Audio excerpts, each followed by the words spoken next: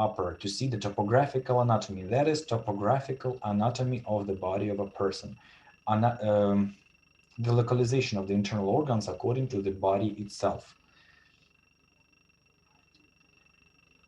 Over here, we have the colon. Over here, we have the colon.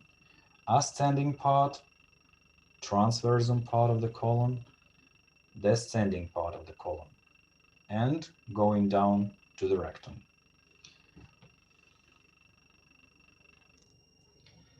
Going down to the rectum.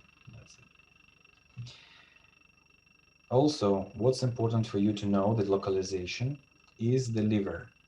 That is the liver of the patient over here. Right lobe, left lobe of the liver. And paying your attention, that is the rib march. That is the end of the ribs. Can you see it, guys? Yeah. Yes. Yes, yes. And now look where the liver is. You see how high it is according to the rib march. Yes.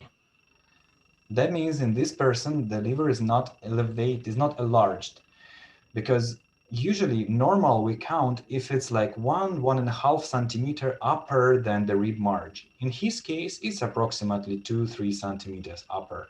So that's maybe even more than it's supposed to be in normal. The size of the liver is pretty huge, as you can see through all the depth of the abdomen, but we can palpate only its upper side. This small bulging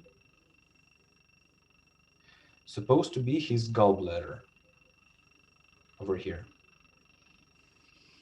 But we cannot see it clear on these X-ray films.